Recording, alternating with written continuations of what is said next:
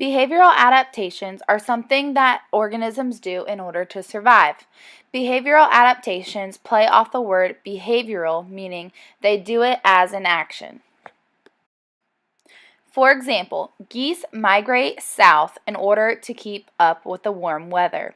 Because their migration, they do it when the weather starts to get cold. That would be an example of a behavioral adaptation.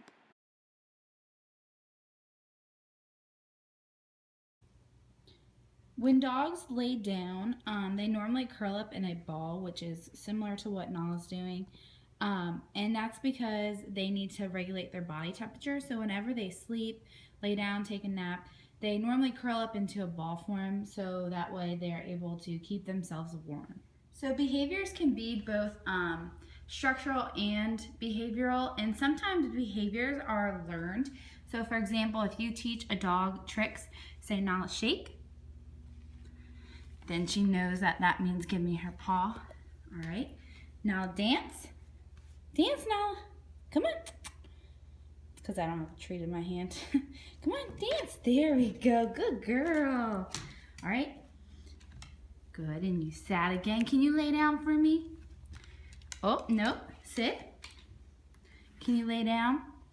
Now lay down. Obviously, that one's not going to work today. But some of them are learned behaviors, and that would be an example of a behavioral adaptation because they get rewarded for that.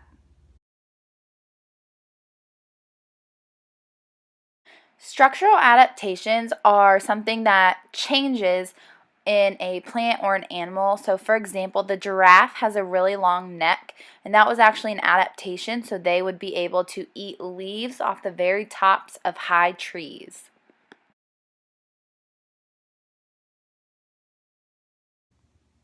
So this is Jin, and he's a cat, and he has structural adaptation. So his eyes are adapted to see better in the dark, and they can also see gray and light. And then their ears, you see how they're perked up a little bit? Come here. That's because they're built like that for better hearing, so that they can hear things from farther distance, especially for feral cats. That's more prone and helpful to them. Look at these paws. This would be a form of structural adaptation. They can dig, they can climb, they have padding. Come here, Nala. They have padding on the back of their paws for protection. So when they're walking in the outside environment, that they are protected from what they might encounter to step on. A different adaptation.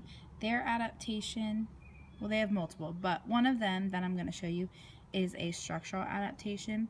So roses have long stems, and then on the stems they have thorns. Let me try to zoom it in there. So roses have thorns, if you can see that little thing poking out kind of by the cat's tail. These thorns on the roses help protect the roses from predators or any animals that might eat them. So this is their defense mechanism.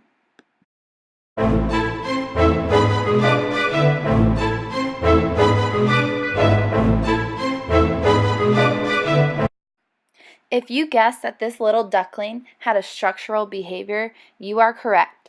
The web feet are actually a structural behavior that helps them swim.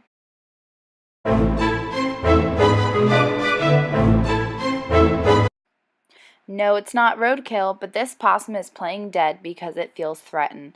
That would be an example of a behavioral adaptation. Thanks for joining me on this discovery of behavioral and structural adaptations. Remember, behavioral is based on the way an animal or organism, plant behaves, and then structural is based on the way the organism is built. So hopefully you can now differentiate between the two adaptations, and then now be on the lookout for some more.